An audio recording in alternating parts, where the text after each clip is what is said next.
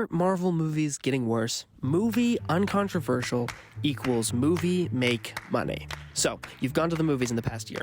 Tell me if this sounds familiar. A charismatic main character attempts to live their own life and gets pulled into a conflict they don't want any part in.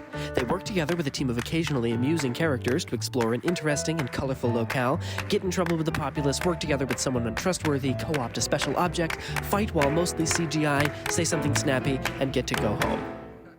That is the plot of Thor: Love and Thunder. See, Marvel Studios writes movies by committee. And they do it well. Someone specific has their name attached to a screenplay, but storylines and overarching multi-movie narratives are planned by boardroom and shipped off for screenplayifying.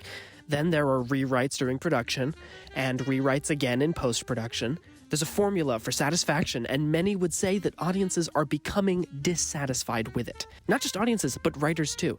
People have become beholden to release dates, to getting movies made no matter what, says writer-director James Gunn earlier this year to Variety. The degradation of the writer in Hollywood has been a terrible story. It's gotten much worse since I first moved here 23 years ago. Writers have been completely left out of the loop in favor of actors and directors. Evidently, something's happened to the creative process in blockbuster Hollywood, something that prioritizes the corporate bottom line and favors test screening reactions and focus group opinions over an artist's creative vision. But we've been here before. Formula in filmmaking is nothing new, really. Audiences just go through cycles of self-awareness before the inevitable reinvention. Of course James Gunn is on our side. He's got franchises to sell. If we agree with him, we'll be more likely to offer up our money. That's not a bad thing, it's just a fact. By the time a new movie with Gunn's name on it comes out, it will be following a formula. And I'll tell you what formula it will be right now. Famously, any story can be distilled down to basic elements 99% of the time in order to fit within the only plot line in existence. Exposition, rising action, climax, falling action, denouement. This formula is pointed out in Holman, Hugh, and Harmon's Handbook to Literature. Or perhaps a story may fit into any one of the three plot lines in Foster Harris's The Basic Patterns of Plot.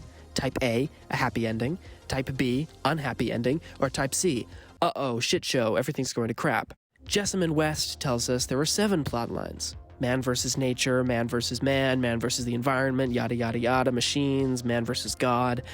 See, the truth is that in essence, story itself as a very notion is a formula. But from the big budget boardroom of Mega Movie Studio Incorporated, it's not as deep as George Lucas's supposed reverence for Joseph Campbell might have you believe. The capitalist's formula for unwavering success can be distilled down to this: movie uncontroversial equals movie make money. Producer Cubby Broccoli understood this to a T when he fast-tracked the James Bond series into existence. James Bond's escapades in classic Hollywood follow a blueprint every single time.